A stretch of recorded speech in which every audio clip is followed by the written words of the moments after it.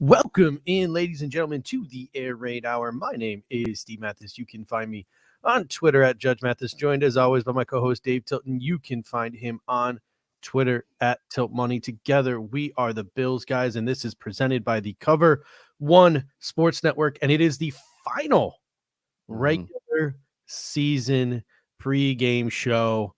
How are you feeling heading into this week 18, the first week 18 game since like 1994 or something like that? I will say it is like a little weird that we're still in the regular season now, getting into double-digit days of January. But I'm kind of like I don't like it. I don't like that it's odd number games. For one, I just feel weird about that. What I do like, and whether it's a good or bad thing, depending how your season ended, I do like, based on Zach's comment here, it is kind of nice in a way to not have fantasy football this week. Is it not? Like, part of me, like, you love fantasy football, but part of this week is that's nice is like you don't have to worry about fantasy this week, which I love. And we can focus on the game. It is a late game, so it's gonna be a long couple hours here. But it's super interesting too, because number one, sports betting was legalized in New York State yesterday. So people in New York State, Bills fans in New York State, at least have something else to get them through. I have a 5 in-game parlay that I want to share in a couple of minutes here, but about the Bills game.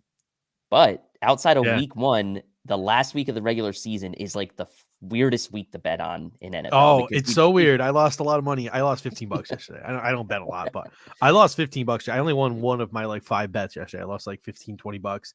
But I'm feeling confident that I can get it back today. Other than that, though, it's also nice to sit back, relax, and talk about playoff scenarios, which we're going to do. I saw a couple of comment section, like, what are the AFC East playoff scenarios? Justin, we're going to do that real quick. But before we do, it's the last week of the season, and I decided to have a little fun with it. I put a little poll up on Twitter. I want to share the results here.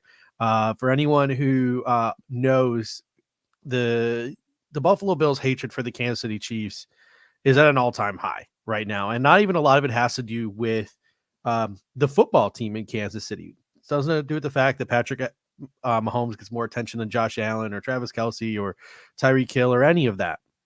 In fact, the BSNAF championship, most of Buffalo's disdain for the Kansas City Chiefs comes from a hatred or a dislike of Patrick Mahomes' wife and Patrick Mahomes' brother, Jax Mahomes. And he made his rounds on social media again yesterday, dancing on the grave of Vic Fangio yesterday there at Mile High in Denver. And I put out a little poll question attached to our sort of promo for this show. I don't know if you saw it or not, but I said, if you could erase one event from history, what would you erase? Would it be the Buffalo Bills 9-6 loss to the Jacksonville Jaguars, or the birth of Jackson Mahomes? I was actually pleasantly surprised that 63% of the people went with the Jags loss to the Buffalo Bills. I thought the hatred for Jackson Mahomes would run deeper than just 36%. So kudos to you for being a better person than me. I voted for Jackson Mahomes. I voted for Jags. But anyway, with sports betting legalized in New York, I want to run my Bills Jets same game parlay by you. And I want to get your thoughts on this same game parlay that I have. So 5 situations in the game. I was too much of a coward to pick the game because of the spread, 17.5, 17.5, 16.5. I mean, yikes, I think it dropped down to 16. Yeah, still too rich for my blood, especially with the weather being what it is. So I refused. I was too much of a coward to bet Zach Wilson's passing yards or passing touchdowns. 16, even though Zach Wilson, the over-under on his passing yards was like 184.5, which I was tempted to smash the under, and his touchdowns was half a touchdown. I was tempted to smash the under on that or the over. I mean, it's got just throw one touchdown to get the over. But I ended up going with these are the 5 things that I bet on. Okay. Josh Allen going over 32.5 rushing yards. Feeling pretty confident about that. Michael Carter, the starting running back for the Jets, going over 38.5 rushing yards. Feeling pretty good about that. This is the one that I was the most wishy-washy on. Devin Singletary over 71.5 rushing yards. I took the over. Devin Singletary over 12.5 receiving yards. I felt pretty confident in that. That's just 2 dump offs right there. And then Gabriel Davis over 38.5 receiving yards. If all 5 of those things hit, my $5 turns into like $88. So I'm feeling pretty confident in that five bet parlay there. But I don't know, any bets that you've placed this weekend. Are you willing to take the Bills with the spread? Are you willing to take the Bills? They're 16-point favorites. I don't like to bet. I don't like to bet Bills spreads, just because, like, I mean, it's been a weird season, right? Their wins, they've been by double digits or more, and their losses have been single score games.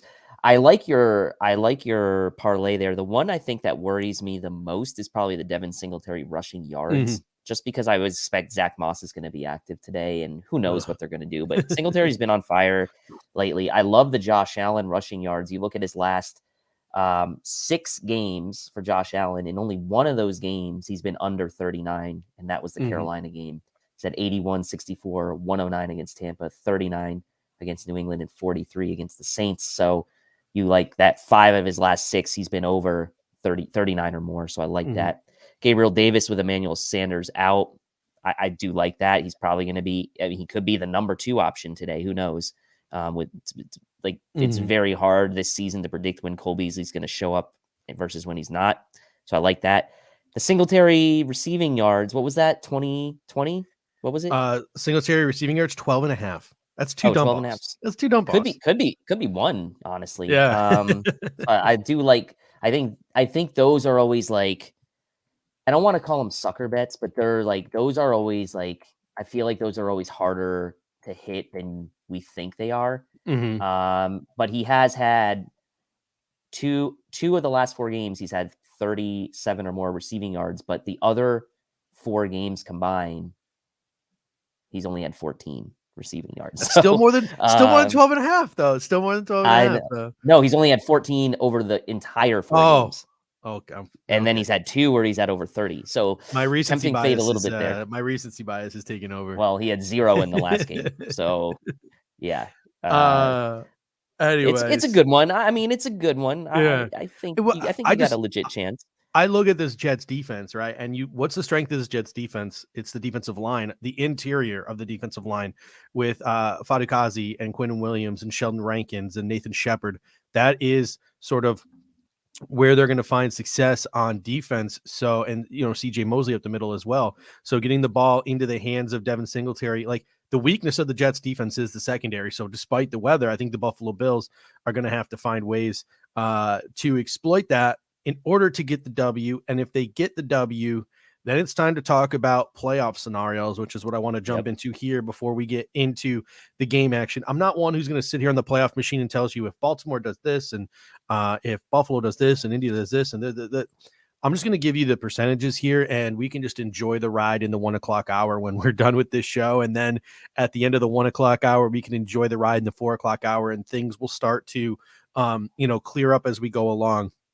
But according to yards per pass, who is assuming the Bills win, if the Bills lose, it's pretty simple. We're going to be the 6 or the 7 seed, and we're either going to play in Tennessee, in Kansas City, in Cincinnati, or there is a slight chance we'll have to go to Foxborough.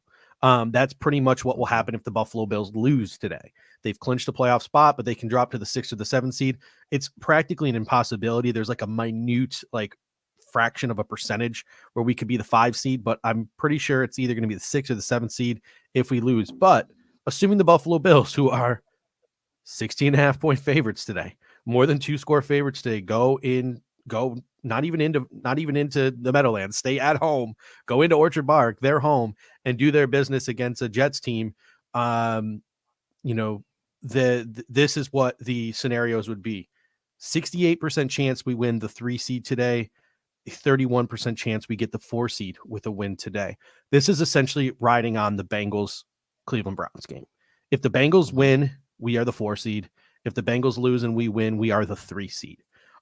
In terms of our opponents, we have a 34% chance at New England, a 38% chance at Indianapolis, a 23% chance at the Raiders, and a 4% chance at the Chargers. So it's looking like if we get a dub, it's going to be the 3 or the 4 seed, and it's looking like it's going to be against the Patriots, the Colts, or the Raiders. So I don't know. Do you have any thoughts on that? Or I think both of us are sort of just like let's let it ride and see what happens and talk about it when we get there. I know that there are plenty of people who like to prognosticate and talk about what matchups they want to see, though. I do think it's interesting, the difference between the 3 or 4 seeds slightly, right? Because you get yourself into a situation where if you're the Bills and you end up in that 3 seed, there's a chance you get that extra home game, right? And like, we know we're not going to get we're not getting the bye. We're not going to really have home field advantage throughout the playoffs, most likely, but it just gives you that extra little chance that you're going to get another home game. And in the scenario where you may end up having to play, let's say, the Bengals in the second round, right? You get that home game. So Bills fans really should be rooting for the Browns today. We know Joe Burrow's not playing for the Bengals, but the Browns have also looked like hot garbage lately. So yes, I'm rooting for the Browns to win, because I still think that, for me, I'm more focused on maybe the Bills getting that 3 seed than I'm really so much worried about who the opponent is going to be in the first round. So I don't know if I'm in the minority on that. I know a lot of Bills fans want to see the Raiders in the first round, and that's their preference. And maybe we get the best of both worlds, right? Maybe we get the 3 seed and we face the Raiders. That would be amazing. But for me, I actually think that getting that 3 seed is kind of like a nice little perk, considering just a couple weeks ago when we were down in the AFC East, we were behind New England. We were sitting there in that 7 spot. So to go from the 7 spot all the way up to the 3 in a couple weeks' time, to me, that's kind of a big story to me. And getting that extra home game potentially in the second round, divisional weekend, is going to be important.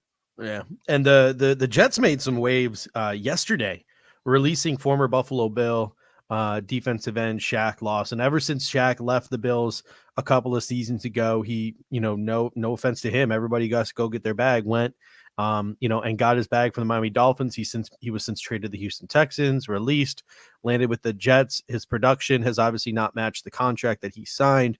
And he's sort of been on 3 teams now in the 2 seasons since he's left the Buffalo Bills. A bunch of people now, close to the Buffalo Bills organization, people that follow the team, people that report on the team, are prognosticating that Shaq Lawson could be someone that the Buffalo Bills are interested in. And that's something I want to talk about real quick too. I mean, would the interest be to bring him onto the practice squad for the rest of the playoffs? Right, you can have these veterans on the practice squad. Last year, I mean, Kenny Stills and Devontae Freeman were Buffalo Bills. It's still weird to think about that because the 2 of them just never even suited up. But Shaq Lawson could end up on the practice squad. Mario Addison, F.A. Obata, Jerry Hughes are all free agents. What do you think about a Shaq Lawson reunion with Buffalo? Would you like to see it just be a temporary one? Would you like to see it be possibly a long-term one, or would you not like to see it at all?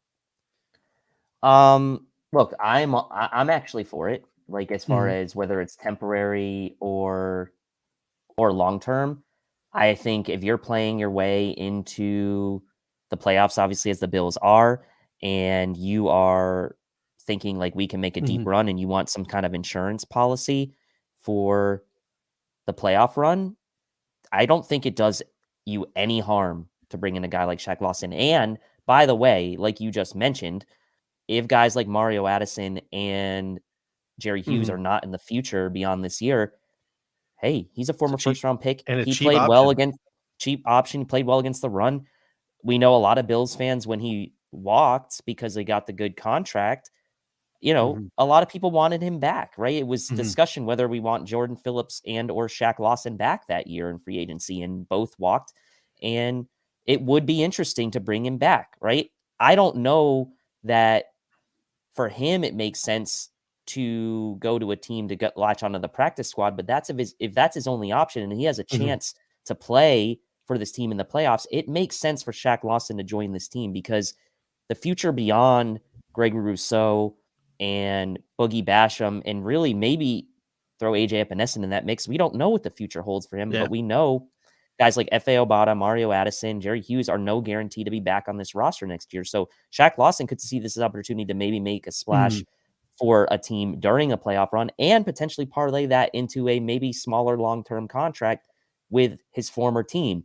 I'd be welcome to it. I'd be open to it for sure. Yeah, I'd be open to it too, especially in the short term. Obviously, Gregory Thompson comes in, makes a really Yeah, good comment this is the here. point. Right? I mean, Yeah. what happens if like the Colts offer him a like a roster spot? Like, all right, Colts are like, all right, we'll sign you to our active roster for the playoffs. Yep. He's obviously probably going to jump on a full roster spot, but if he's got no offers, it doesn't hurt to join the Buffalo Bills practice squad for a month and then test free agency in the I'd summer. sign him to You're the active staying in roster shape. now. You're I'd considering. sign him to the active roster now. I really would. Ooh, I wouldn't. I I wouldn't. would. I I wouldn't go would. that far. I would. I think FAO Bada's been playing good enough. You obviously got No, Boogie that's fair. Basham and stuff. That's fair. My issue long term with Shaq, and if the Bills just make the decision that it's all right, it's all right. Like I'm game with it. I'll see how it progresses. But he wasn't so much a pass rusher here as he was a setting the edge guy. We now have Gregory Rousseau, the length and strength guy at left end. And you obviously have Boogie Basham, who also, like a lot of people pre-draft, are like, is he a 5-tech or is he an edge? So he's obviously more of a length and strength guy in Boogie Basham. So you have two young guys who fit the mold of what Shaq Lawson does the best. And you also look, the Buffalo Bills struggled with versatility when Shaq Lawson was here. They tried to move him over to right end. He struggled at right end. Most of his production came when he was playing at left end, which is now inhabited by Gregory Rousseau. So unless they think they'll slot him at left end behind Rousseau in some form of rotation and Basham and Ebenezer go over and take the right side, I just don't know where the fit is for Shaq Lawson long term. That's fair. So that's where I struggle with in terms of bringing him in next season. But if the Buffalo Bills are like, no, it'll work. We can do this. Like, he fits into the rotation. We'll make it work. You know, he'll sign a 1-year, $2 million contract, even though he's probably a $6 million player. We'll get that $6 million value out of him for a $4 million discount. I'm all for that, especially if there's like no guarantees to it because of the way his career has gone the last 2 years. So should And be think super about this. interesting. I don't think people really realize that like next year is going to be his 7th year in the NFL. He's not, he's not this like young buck that he used to be, right? I mean, he's going on to his 7th year in the NFL, which is awesome. I mean, that's obviously a longer shelf life than most guys in the NFL. So I think he's going to also have to look himself in the mirror and realize, like, I might have to take a deal that maybe I wouldn't have had to take 2-3 years ago. And maybe at this point in my career, I am looking to kind of fill a role of like what Mario Addison did for us in the last couple of years, is that vet guy sort of in the rotation. He may be willing to do that on a contending team.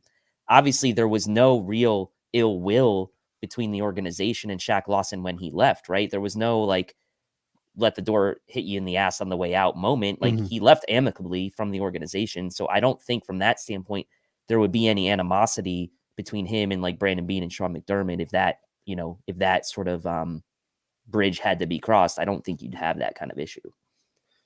Yeah, and then last but not least, before we jump into the game, let's get specific into the game, the weather update. It's looking now like the weather is going to be, start off around 35 degrees. I don't even know what the real feel weather will be, but in terms of the actual temperature, 35 degrees, lowering to 30, which is below freezing. However, it appears like the precipitation will have passed.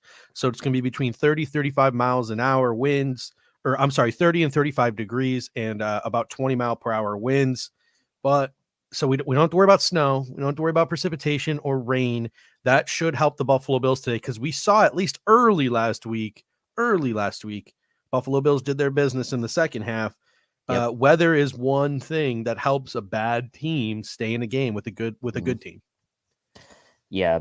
I mean, that is one thing that could equalize. And again, from our separate conversations offline that I've been kind of sick of talking about this weather stuff in the dome. Oh, you're sick of the dome talk too. I'm sick of it. But here's the thing. The Jets are horrible, right? They're even worse than Atlanta. They're the worst team in the NFL yards per game. They're the most points allowed in the NFL. They are the worst defense DVOA per Football Outsiders in the NFL. They're minus 13 in turnover differential, which is second worst in the NFL. This is a very, very bad team, especially defensively. It's one of those games where, like we said at the beginning of the game last week against Atlanta, like, if you're the Bills and it's a bad weather game, whether it's wind or otherwise, it shouldn't matter to you. You should be able to say, what's the best game plan we can go into this game with based on the weather and our personnel, and we should be able to dictate to this Jets team. And I think they should do that again today. Yeah, I mean, and you look at it like, so this is the issue I think a lot of people have with the way this Buffalo Bills team was constructed. Knowing that you play in Orchard Park, knowing that you play in Western New York, when you see the forecast like you saw last week, when you see the forecast like you saw against the Patriots, when you see the forecast like you see even today, even though it's not as terrible, the weather today would be perfect for like an overhang stadium. From what I've been hearing from people who have gone to overhang stadiums, the technology really does create a decent fan experience when you have a good enough overhang, and it encapsulates the crowd noise, et cetera, et cetera. So that's definitely growing on me if they can create a solid overhang there in Buffalo. But you want to be able to dictate the line of scrimmage on both sides of the football, right? Like that's you. So the Buffalo Bills version of doing what they do best and taking it to their team is passing the football. I don't know if that's something that you can always do, or at least do well or do consistently in certain conditions. So if what they have to do to dictate a victory is control the line of scrimmage, there's some serious concerns. Now, there shouldn't have been a concern last week because the Atlanta Falcons hadn't really proven, even though they had all those high draft picks on their offensive line, even though they had, they hadn't really proven it on the field, and the defensive line hadn't really done, really didn't have very many names outside of Grady Jarrett. So last week there was no excuse, but against the Patriots, you see an issue. So that's the issue people had. So what the Buffalo Bills need to do is they need to channel what they did last week. Last week, they controlled the line of scrimmage. Yep. Deion Dawkins had one of his better games. Tommy Doyle came off and they did these heavy sets.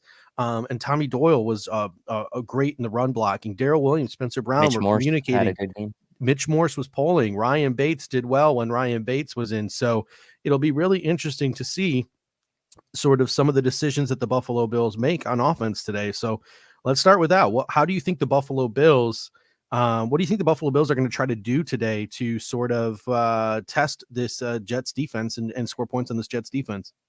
Well, honestly, I would expect it to be fairly similar to what we saw against Atlanta, now minus the turnovers, right? As far as Josh Allen throwing the ball, but the wind being a factor again, like the short passing game and the running game should be points of emphasis for the Bills today. And you saw how well they ran the ball against the Falcons last week once they kind of got things going and they kind of figured things out offensively. I'd like to see the Bills put, a couple nice performances on the ground together going into the playoffs so they feel like they could have a balanced or specific approach depending on what kind of opponent you're going into the playoffs against. They should feel pretty good already about their passing offense. And now, this is a team with the Jets where you should be able to just dictate to them, like you said. And also, by the way, the Bills need to win this game. So they should be focused. They need to win this game to win the division.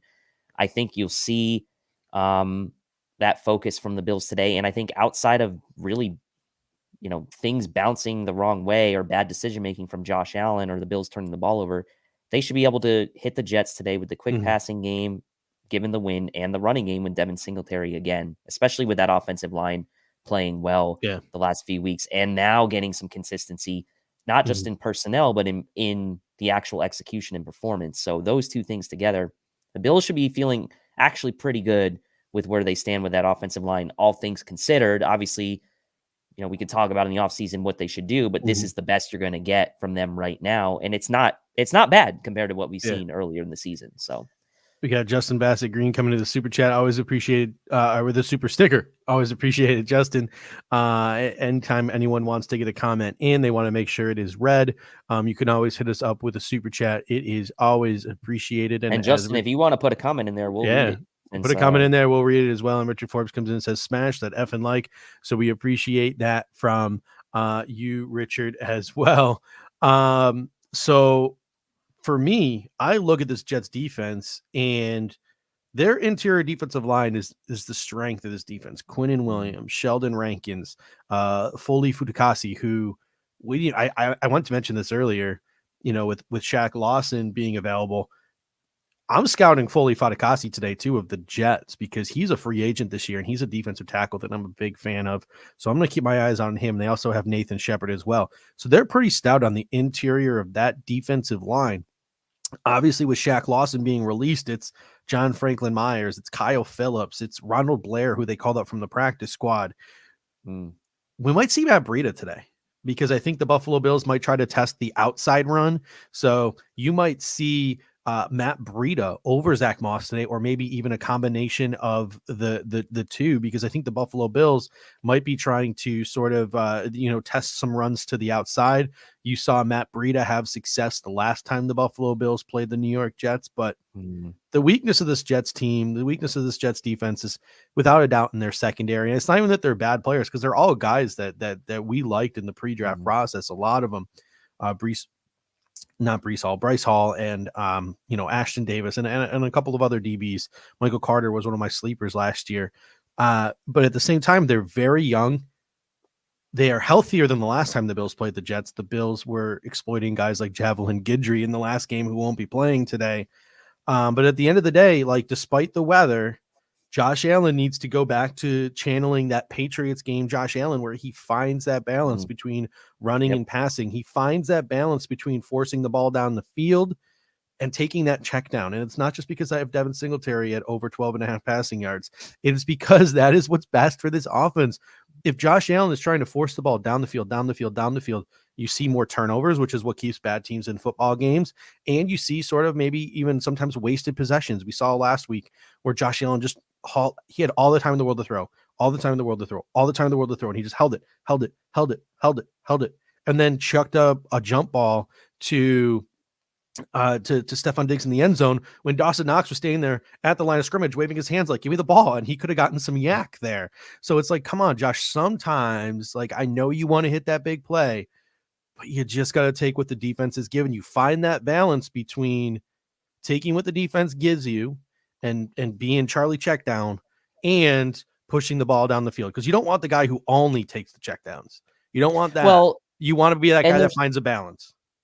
There's a difference between checking it down as your first option and checking it down being that is also true. The progression, right? And what we've seen a lot of times is the quote check down as he goes through his progressions is a situation where we don't know exactly, but it looks, at least based on where guys are on the field, that there's an opportunity for yards after catch on these checkdowns. So it's a progression thing for me. If those first reads aren't there, go ahead and dump it off. And I think he did more of that, obviously. Last week is kind of, he had to, but really so much in that Patriots game is the example that you gave. And that's the one game that we kind of keep going back to, because come playoff time, it's going to be crucial for the Bills to maintain possession, for the Bills to convert on third downs. They need to keep that offense on the field. They cannot be having wasted possessions in the postseason where every team is good, right? Against teams like Atlanta and not Jacksonville, it's teams like Atlanta and the Jets, right? And really, to an extent, Carolina, you can get away with that because those teams aren't really going to put up a ton of points. And you're going to be back in it. But if you go up against teams like the Bengals in the playoffs or teams like the Colts, where those teams are going to score points on you, you cannot waste possessions. And finding that balance, converting for third downs, and not being a check down as your first option, but taking what the defense gives you, as you said, as you go through your progressions. We know what kind of player Josh Allen is, and we have to take the good with the bad, but there is a balance that he can find here that really brings out the best in both worlds that he has to offer, on top of the fact that he can then bust out some runs as well. So those three things are really going to make him a triple threat come postseason, and it's going to keep the defense more honest. They're not going to be like, oh, well, he's only going to throw deep, or he's just going to run it. Like, they're going to have to be ready for anything, and that's where you're going to start seeing things open up, I think. So I'm with you on that. It's got to be a balance. And 100%. And then the other thing I wanted to take note of, too, is in the last game that these two teams played, you very much saw Robert Saleh run Robert Saleh's defense, despite the fact that his personnel was short, a bunch of dudes, and the Buffalo Bills just exploited it. I go back to the example where Josh Allen threw a fade to Stephon Diggs in the end zone. Stephon Diggs couldn't get both feet down. What did they do the very next play? They threw the same damn fade right over Javelin Guidry. So if you're Robert Saleh, do you learn from that? Do you keep trying to fit the square peg into the round hole and run your defense, which Josh Allen can exploit? Or do you try to get into that too deep shell, try to get pressure with four guys, which might be a struggle for them, at least along the edge? Or do you keep doing what you're doing? Because if you keep doing what you're doing, Josh is probably going to be able to exploit it. So that's going to be super interesting to see how Robert Saleh who has not had very much success against Josh Allen, going all the way back to his days in San Francisco when Josh Allen clowned him in Glendale in that one COVID game that got moved to Arizona. So, I mean, Josh Allen has a history of being able to exploit this Robert Saleh defense. So it's going to be really interesting to see if Saleh has at this point a counter or even attempts to counter, if he feels comfortable with his personnel to counter. Does he try to match his defense? It may not matter. Allen and it may not matter. It may not matter. I mean, this is the thing. Like he can change some things up, but like he still maybe doesn't have the personnel. The Jets are clearly a scrappy team. Like they've played hard for Saleh. A lot of their guys are going to be good depth guys in the future for them, but they're not starters. Yep. And we saw them obviously hang with Tampa last week. They beat the Titans earlier in the year. They can every once in a while kind of put it together for a game or for a few quarters. And the Bills really, they can't take any opponent lightly after what happened to Jacksonville, right? So, and obviously after what happened in the first half last week against Atlanta, they came back out, obviously shut Atlanta out in the second half. So what I actually really like about this game for the Bills is that they still have something to play for. They have the division on the line. And I think the fact that the Bills have something to play for, I like that. I like that Josh Allen's going to be out there in the last week of the season. To me, I actually think this is an ideal scenario for the Bills because they're going to be able to work on some things. They're going to be able to play in a game that matters and they need to win the division. And they're going to have no weeks off, right? They're going to play today, the starters, and they're going to go right into next week into the postseason, regardless whether that's on the road or at home. They're playing. So I actually like this situation for the Bills. Yeah, and it'll be super interesting. The last thing that I wanted to just mention that I'm going to be monitoring in this game is you saw Atlanta last week actively trying to take Dawson Knox out of the football game. Now, Dawson Knox was still an effective player. He was awesome in the run blocking sets. He was a mauler as a blocker in the run game, but I don't even think he had a reception in that Atlanta game. He might have had one. No, he didn't. He didn't have a single reception. They literally actively planned to take Dawson Knox out, and that's one of Josh Allen's safety blankets, one of the guys he feels most comfortable throwing to, even more so that it looks like than even like a Cole Beasley at this point. Dawson Knox is really growing into being one of Josh Allen's favorite targets. So it'll be interesting to see if the Jets try to recreate that. Because like I said, the Buffalo Bills are going to have a plan once we get to the postseason. Teams are going to, Josh Allen threw 3 picks against the Atlanta Falcons. I know 2 of them were tipped, et cetera, but teams are going to look at what Dean Pease, a very respected defensive coordinator in the National Football League, did to force Josh Allen into 3 interceptions, because not all teams are as bad as the Atlanta Falcons, and the Bills will not be able to overcome 3 interceptions against every single football team they play this year.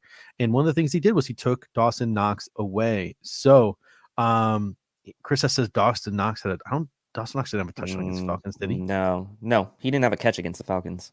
Okay. He did have a touchdown against the Patriots. Maybe he's thinking that game. What was the game where Dawson Knox had a touchdown taken away by that penalty? Was that the Falcons? That was Patriots. That was a Patriots game. There we go. I'm losing my mind here. But anyway, shifting over now, Jets offense versus the Bills. Oh yeah, he did have one callback against the Falcons. Maybe, I don't know. Oh, did he? Out of it. I don't know. Yeah, he got a touchdown callback. Yeah, he got. Okay. I'm blanking too, man. I think it was just so much rage pulsating through my body over the fact that it wasn't 40 to nothing at halftime. That's one of the things. That's one of the things that I have to work on too. Because I have been doing so good all year, and then I've like relapsed the last couple of games. Where, I mean, look at that Kansas City Denver game last year. Do you think? I don't know. It'll be really interesting to go to Chiefs Twitter and see what Chiefs Twitter had to say at halftime of that Broncos game. Right? Oh, that's right. See if they were just.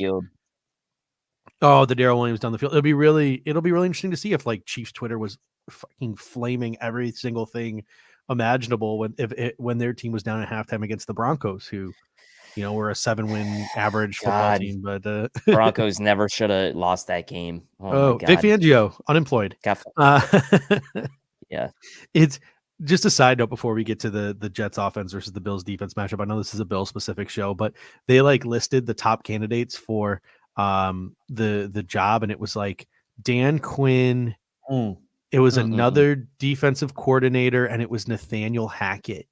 And I'm like, well, first of all, like, if you're gonna hire Dan Quinn or something like that, why are you replacing Vic Fangio with Vic Fangio? I don't understand that. And then number 2, it was like Nathaniel Hackett. I love how Nathaniel Hackett gets head coaching interviews because this year, he gets them every year for some godforsaken reason, but this year for holding Aaron's jock and getting Matt LaFleur coffee every morning. Nathaniel Hackett apparently is qualified to be an NFL head coach. I'm sure he claps really hard. He kind of looks like Sean McDermott. He claps really hard. So maybe that might be it. I don't know. My NFL friend, owners these days don't really have a very specific checklist of what they're looking for. It's weird. And like, who knows where these names come from? My friend, as you know, is a big Broncos fan. He was happy to see Fangio go. When that play happened yesterday, he was like, that's the final nail in Fangio's coffin. And of course, fired this morning. I told him, look, the Broncos need to go for an offensive minded guy. Like that is not, it has to be.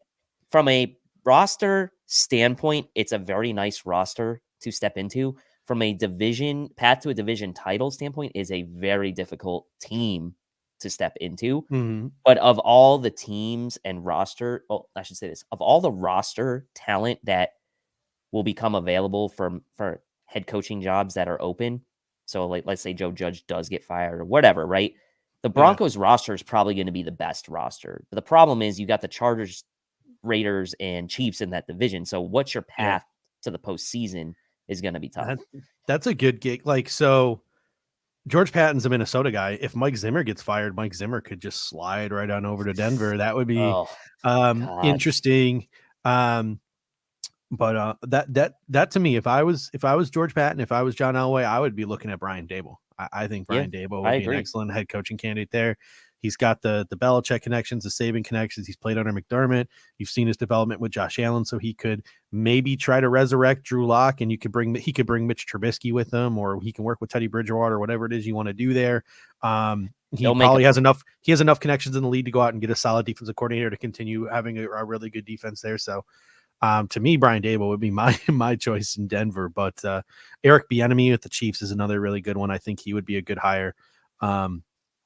But Bieniemy might look at the quarterback situation, and who knows?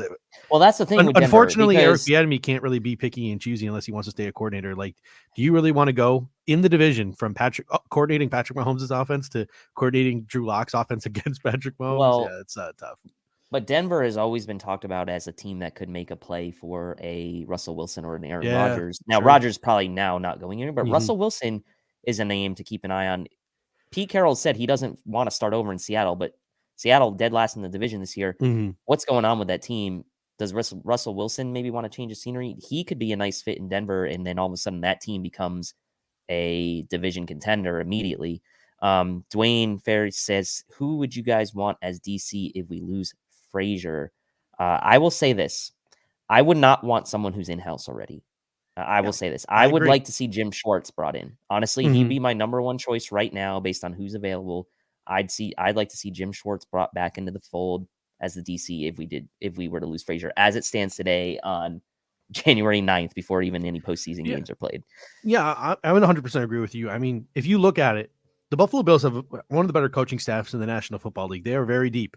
Their position coaches, a lot of former coordinators are position coaches, or a lot of guys who are hot names as a position coach to possibly be a coordinator someday are position coaches, whether it be like Ken Dorsey, Rob Boris was a former OC. And then on the defensive side of the ball, Eric Washington was a former DC. Bob Babich, the linebacker coach, former DC.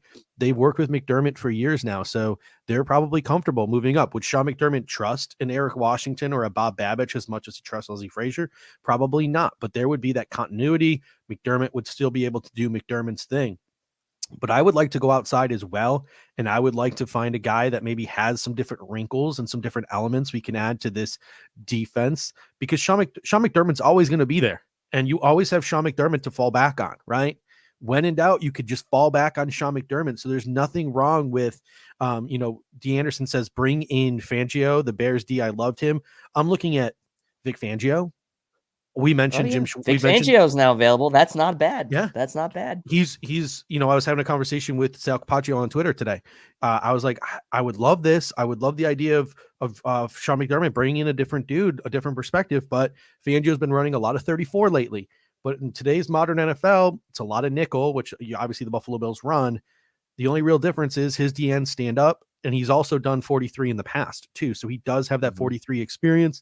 He would add some different wrinkles. Jim Schwartz, like I said, is that consultant. We've mentioned him on the show in Tennessee, brings that wide 9 perspective. Mike Zimmer could get fired. in Minnesota. And Mike Zimmer's been a very good defensive coordinator in the National Football League. He could slide right into that sort of elder statesman role in that defensive room that Leslie Frazier has been for years. And Mike Zimmer runs a very similar defense to the one that the Buffalo Bills run. So there are a ton of options, and I wouldn't want to see the Buffalo Bills settle for someone just because they're on staff already. And I would say this too, just to add to that, like, people are going to be like, well, why would these former head coaches like come to, like, the Bills are now in a position where they're an organization that coaches and players want to go to. This isn't us like trying to grasp at straws and trying to find like a diamond in the rough anymore, right? Like, I think that the Bills now organizationally are set up to where coaches that are former head coaches that maybe can get a coordinator position would want to come to the Bills, right? Like, and Mike Zimmer may want to come to the Bills. The chances of him getting a head coaching job this offseason, if he gets fired, are pretty low. The next best option for him is to go to a team with an already established very good defense and for him to be a defensive coordinator. Same for Vic Fangio. Like, Vic Fangio and Mike Zimmer aren't going to get head coaching jobs this offseason, most likely. Zimmer probably more likely than Fangio, but neither of them are likely to. So the next best option for them is to go to a good team with a good defense and take a coordinator job. So it is realistic to think about these scenarios. Yeah, I mean, Jeff comes in and says, I'd say interview outside candidates, but don't shun your internal growth. Yeah, that's very important to promote within and to create that culture in your coaching staff and in your building as well. Don't get me wrong there. A name to keep in mind if Leslie Frazier does walk, I've heard from a couple of people that Bobby Babich Jr., the safeties coach, Bob Babich's son, is a guy who is an impressive position coach. And I mean, just look what he's done with Jordan Poyer and Micah Hyde over the past couple of years. So Bobby Babich Jr. could be a name sort of more out of the blue. It's not Eric Washington. It's not Bob Babich. It's not one of those elder statesmen. It's a younger guy that Sean McDermott can still be there to sort of babysit and help along. And the same goes for the offense too. If Brian Daboll leaves, it doesn't just necessarily have to be Ken Dorsey. Joe Brady's sitting out there. There are other candidates sitting out there as well with extensive play calling success and extensive play calling experience. I don't have any names in front of me, but I'm sure there are other names. Yes, Ken Dorsey should be considered and maybe even be your front runner, but doesn't hurt to have a conversation with a Joe Brady or another name that might be out there to come in and, coordinate your offense. So don't settle. Like, don't settle. So, let's transition now because we're at the 43 mark here. We got about 20 minutes left. Jets offense versus the Bills defense. To me, it all starts with Zach Wilson. You have seen the Buffalo Bills. I posted it on Twitter this week. I don't have it in front of me, but just the insane statistics the Buffalo Bills have against opposing quarterbacks this year. And now I know they haven't exactly faced a murderous row of quarterbacks, but Zach Wilson isn't exactly a murderous type of quarterback yet, at least at this point in his career. They have some weapons in guys like Michael Carter and Jamison Crowder. They're missing some of their guys like Corey Davis and Elijah Moore. Their offensive line is definitely banged up. They're starting Connor McDermott at left tackle today. I can't see this Jets defense putting up more than 20 points on the Buffalo Bills defense. What are your thoughts? Yeah. I'm right there with you. I mean, you see it down in the chart there. Their leading receiver, Elijah Moore, that leads the team with 538 receiving yards, is out. Corey Davis is in the out. Modern NFL. That is their leading receiver, and with an extra game, it's going to be a 500 yarder. Like, that's brutal. Yeah, it is absolutely brutal. I mean, you just start looking at some of the turnover differential. Like I said, second worst in the league. They have tied for the most interceptions thrown in the NFL with 20. Now, I know Zach Wilson's only got 11 of those, but Zach Wilson, fewer passing TDs than interceptions. Michael Carter is a guy that maybe you think about, like, he can maybe pop a few runs off against you, but all in all, the Bills defense has to be licking their chops looking at this Jets offense. And if you think about like what you were looking at against Atlanta last week, it's kind of similar in the sense that Atlanta was down most of their big weapons with Ridley out. They had Kyle Pitts leave the game for injury. I mean, the Jets have Ryan Griffin at tight end and Tyler Kroft. Jamison Crowder is probably going to be their best weapon offensively as far as receivers go. So you're thinking, okay, running backs, Michael Carter, Tevin Coleman, you got Cordell Patterson compared to the, on Atlanta with Mike like Zach Wilson is really the only guy that you would say has like potentially a game breaking ability to make a play. And like, that's being very nice to Zach Wilson because he has made a couple of those plays this year, but he hasn't been consistent and he's turned the ball over a ton. So if you're the Bills and you take Jamison Crowder out of this game, who we know has had success against the Bills in the past, this should really be just a green light matchup for this Bills defense. Yeah. I mean, if you look at it, I finally pulled up the statistics here.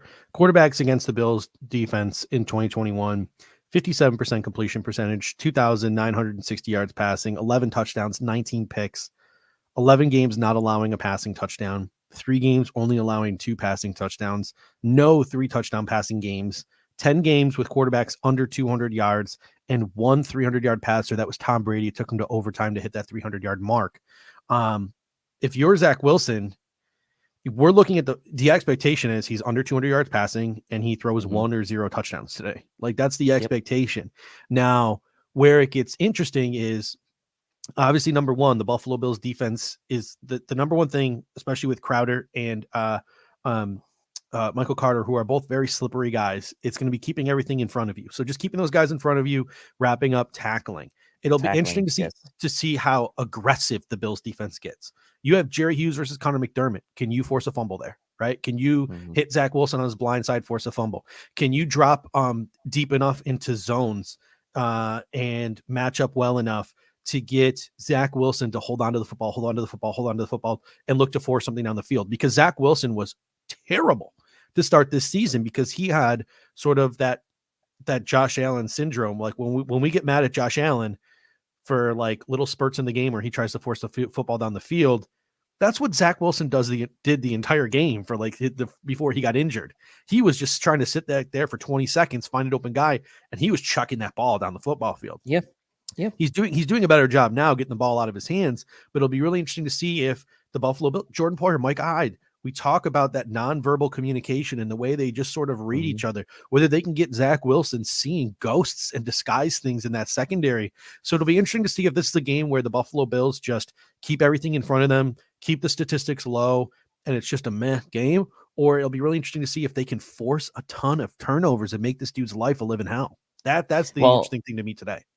Well, and if you think about the Bills and where they've struggled recently on defense, they haven't been great against the run, but they've also allowed some quarterbacks to kind of break some plays off with their legs. So we saw Cam Newton have a pretty good game running the ball against the Bills, even though the Bills won, even though Matt Ryan didn't score on that one touchdown, which was like the controversial play, got loose. Tom Brady even got loose a couple times against the Bills when they played Tampa. So that's an area where Zach Wilson can hurt the Bills, is with his legs. We saw him have that big touchdown run a couple weeks ago. So Zach Wilson running the ball, making plays on the move. If you're trying to look for places where the Bills might be vulnerable, that would be a place I would look, is Zach Wilson running the ball on broken plays. And so if you're the Bills, you just got to be aware of that, right? Because quarterbacks have had some success against you on some of these broken plays and running the ball. We got Danny S coming in here, says Jets fan here, hoping both teams look good and the Jets lose a game that shows a future and that we can both screw the Pats. I'm with you there. I did a show on Thursday. My cousin, he is a Jets fan. He hosts the Every Morning Quarterback podcast. And, we were just having a conversation on Thursday and I was like, listen, man, I got no problem sharing the division title with you every other year, as long as we still get a wild card spot and the Patriots don't make the playoffs for 20 years. Like, I'll take it. I'll take that. I'll give you the division crown every other year if it means we're still in the wild card, we're still in the playoffs, and the Patriots don't see the light of the postseason day. I will gladly. I am that petty, and I'm willing to make that sacrifice. Some people are going to flame me in the comment sections for saying every other year I want one of the AFC East every year. Well, I'll take every other as long as we still get that wild card. I'm not being greedy. And the Pats don't make the playoffs. You got to remember that too. You got to remember that. You got to remember that. Poor Kevin. That probably means the Dolphins don't make the playoffs either. Yeah, looking at this, I'm feeling good about the defensive matchup. By chance came in and said Epinesa, Rousseau, Basham. They should have at least 2 sacks combined. I'm looking more at Jerry Hughes today in that one-on-one matchup versus Connor McDermott, right end versus left end. See if Jerry Hughes might be able to translate pressure into sacks this game. That might be something to look for. And when AJ Epinesa gets his shot, AJ Epinesa should be able to get around a guy like Connor McDermott. So when AJ Epinesa does get in there at right end as well, and to make the most of his opportunity. And Zach Wilson's been sacked a lot this year. He's been sacked 36 times in 12 games. He's getting sacked 3 times a game for the games that he plays. So and that's a pretty high rate. I mean, 36 sacked 36 times in only 12 games. One of the highest rates in the NFL. So the Bills, again, we talked about last week, their sacks kind of come in bunches. They had a bunch against Matt Ryan last week, 5, I believe. So there's a chance for them to come in bunches again today against Zach Wilson if he holds the ball and the Bills don't let him get out of the pocket.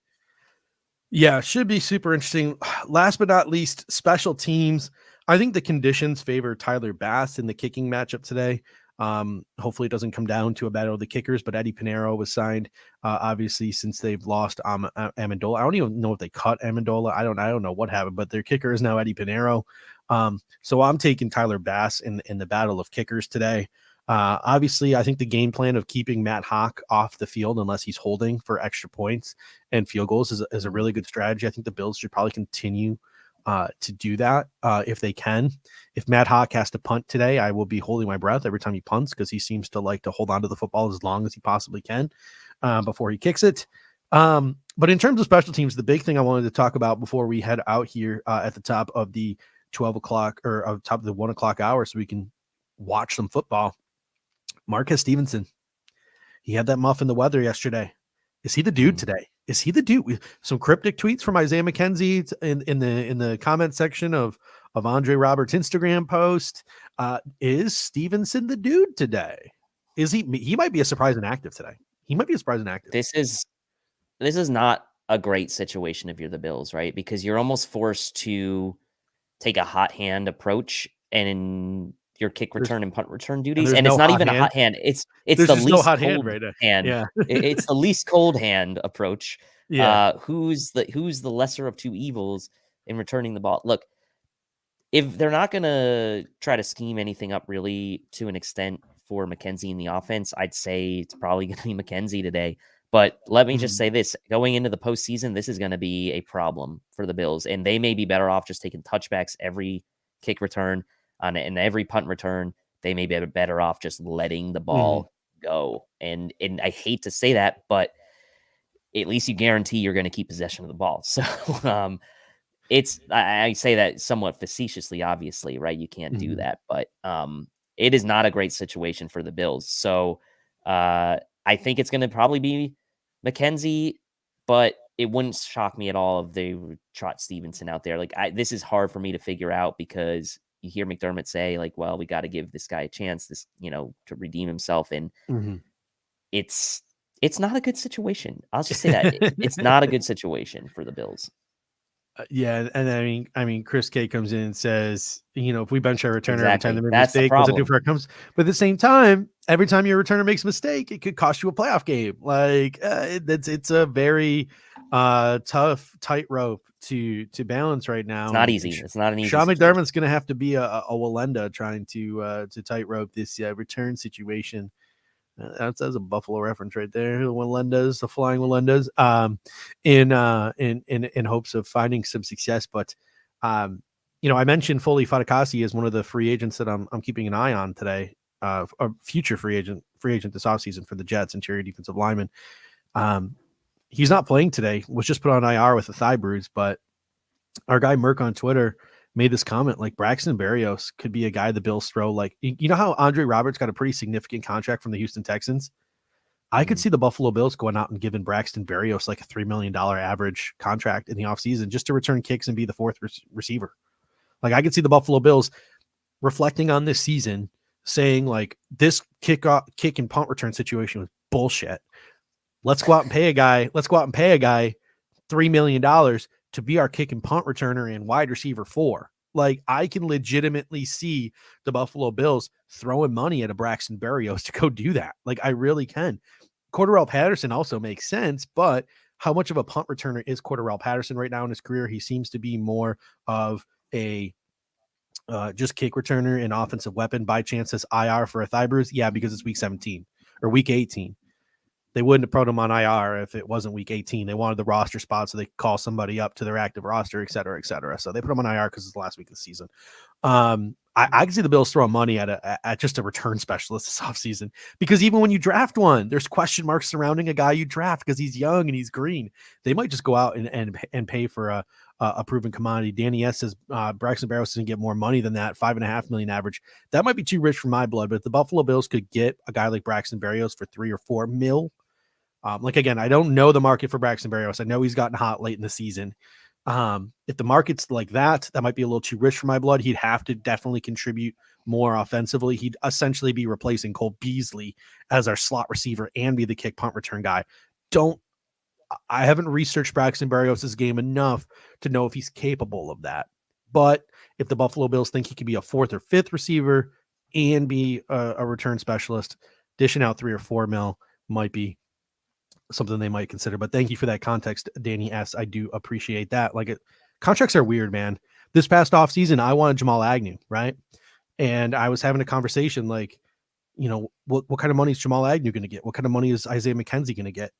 And everyone was like, Jamal Agnew and Isaiah McKenzie are the same player. They're going to get the same contract, et cetera, et cetera. Isaiah McKenzie got 1 year, $1.5 million from the Buffalo Bills. Jamal Agnew got 3 years, $21 million from the Jacksonville Jaguars. It's so weird. Beauty is in the eye of the beholder. All it takes is one GM to just fall in love with somebody in free agency to overspend on them. So it'll be really, really interesting. The Buffalo Bills would really, really have to believe that Braxton Berrios could be an offensive weapon on top of a special teams weapon to dish out anything more than $3-4 million per year. And but I really can see the Bills looking at this return situation and being like, fuck this, never again. Let's go get a guy who can safely return kicks and punts. And do you think that is a factor of the Bills maybe expecting too much from McKenzie and or Stevenson this year? Or do you think it was purely that they didn't want to give Andre Roberts the $3 million or $3.5 million? I think it was monetary. I don't think it had anything to do with wanting to add a little bit more of a speed element, right? Because Andre Roberts was a steady return man. He didn't really muff a lot of punts. I think he had that one muff late in the season, and he was always giving us plus field position, but he just there was that extra gear seemed to have been gone for Andre Roberts, even though I think he's returned maybe 2 for touchdowns this year. I know he had one against the Chargers. He might have had one when he was with the Texans too, but I think it was monetary because the Bills were up against the cap because of COVID. I don't think the Bills let Andre Roberts go because of his play. I really do think it was monetary, but I think they might be regretting that decision, seeing how he is doing and seeing how and seeing how our guys have fared this year. And I think situationally, if the Bills were in a different place in their journey to being a Super Bowl contender, then we may not be placing. We may have placed less value on this particular position, right? If the Bills were at the start of a rebuild, they're not going to go out and pay a return guy $4 or $5 million. If that's a critical part of your construct of your team, and you're in the middle of trying to make Super Bowl runs and keeping possession, and obviously kick return, punt returning are critical in these situations in the playoffs, then you may be willing to go and pay a guy like that. So I think it also depends on organizationally where you are as a team and how you view your sort of roster at the moment. Chris says, how do McKenzie Stevenson compare to other returners in the league in terms of mistakes?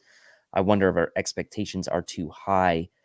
That's a great question. It's something to research. I don't have that answer currently, but I know that when they secure the ball, when they have some space in front of them, both these dudes are pretty explosive. They can make some shit happen.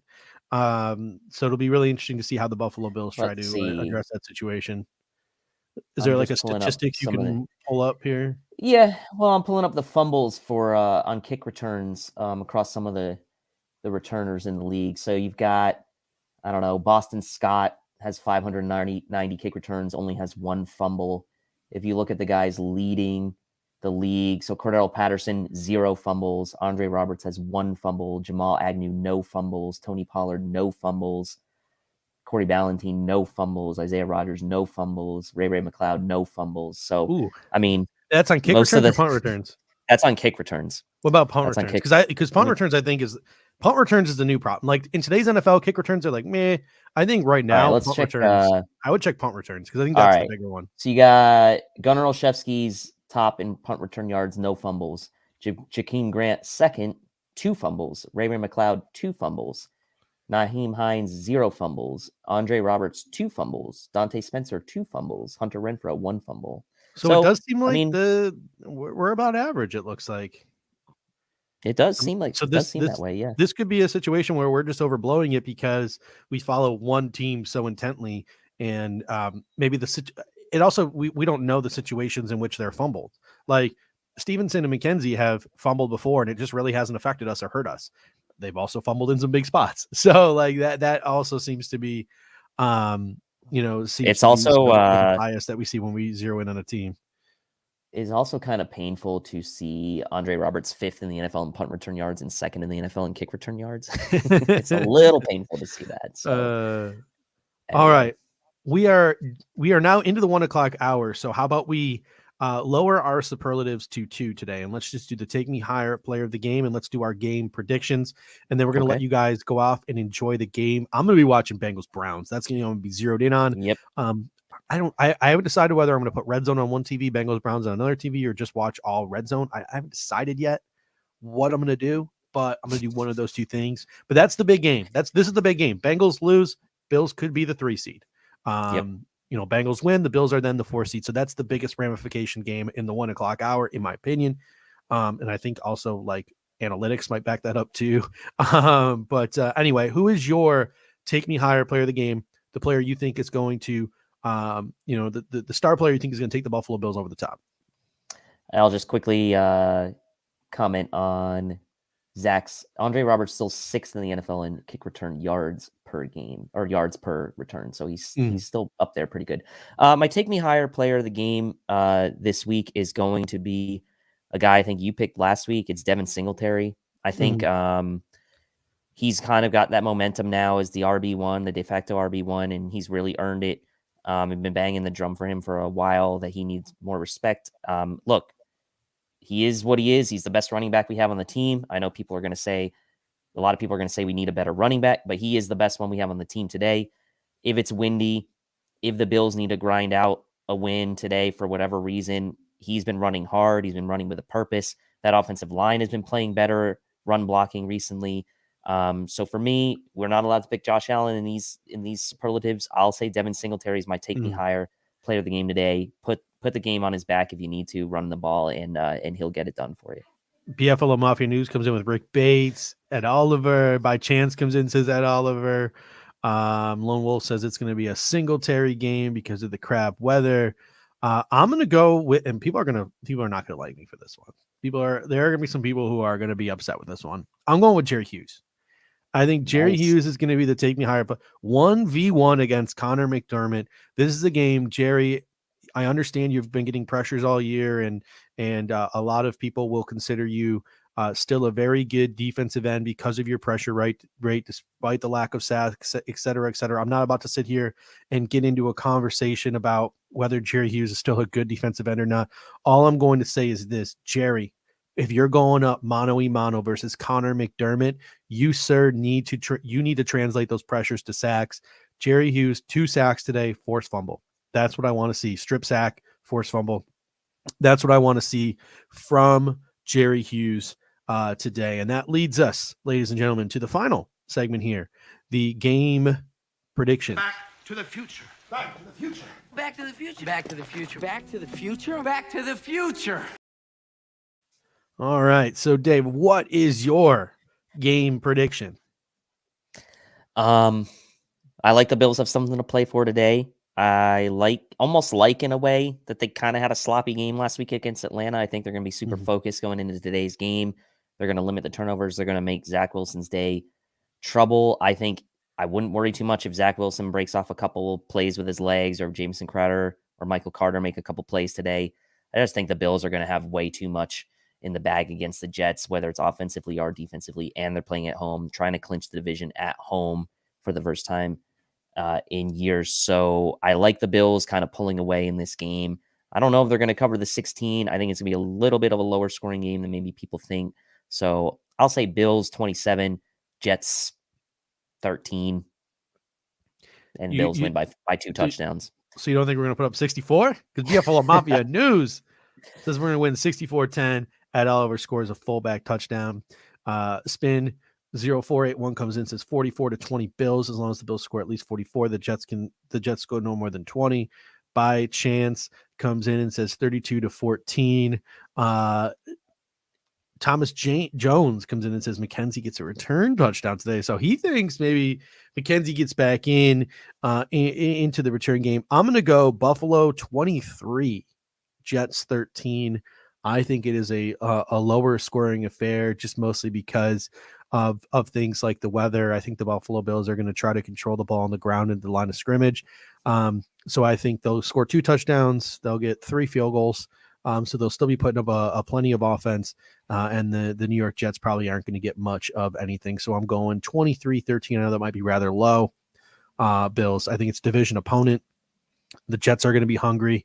These are the type of games, right, where when you look at these games, the NFL is weird. Like you saw the trouble that the Broncos gave. You saw the trouble the Broncos gave the Chiefs. It's a division game. This isn't some head coach with one foot out the door and a team that has given up on their head coach. The Jets clearly are rallying behind Robert Saleh and want to close out this first season strong. You saw what they did to the Tampa Bay Buccaneers last year. I understand it's a week-to-week league, so you could see a completely different Jets team this week. But I do think Zach Wilson doesn't do much of anything. The Bills offense scores enough points. 23-13 is what I'll go with. And we got a couple other people coming in here. Brandon comes in and says Zach Wilson has a disastrous game, 27-10. JB comes in and says 31-13. Elijah G says 28-14. Dane gets a pick. Chris S 31-13. Bills fan 1970, 27-13. Bills fan 1970. Same score prediction as me. I like that. All right. So, ladies and gentlemen, it is at this point where it's time to go crack a cold one. It is time to start firing up whatever food it is you are firing up for the game today. Turn on Red Zone, turn on CBS, turn on Fox. Let's watch some football. My eyes are on Bengals Browns, but I'll have the Red Zone on as well. If you like what you heard and saw on today's show, make sure you smash that like button. We would really appreciate you smash that like button. Let a friend know. Share this. If you have a friend who wants to watch the football game on mute and listen to us talk about the Bills-Jets game, maybe send them the link so they can listen. And anyone who is listening to this show after the fact, leave a comment in the comment section. It helps boost us up the YouTube algorithm. And over the course of the next 3 hours, I'll make sure to check in. Anyone has a comment, anyone has a question, I'll make sure I'm interacting with you in the comment sections of this video. So thank you guys so much. Super appreciate it. Share, like, comment once the show is over. And thank you guys so much. We really appreciate it. And we will be back tomorrow at 9 p.m. to break down this game and to preview. Scenario. Playoff picture. Playoff picture. Right? There's no Monday night game. We will know our opponent by tomorrow. Yes, we will. Ladies and gentlemen, thank you so much. Danny S., I appreciate this one. Fuck the Pats. Fuck the Pats. And go Bills. Go Bills.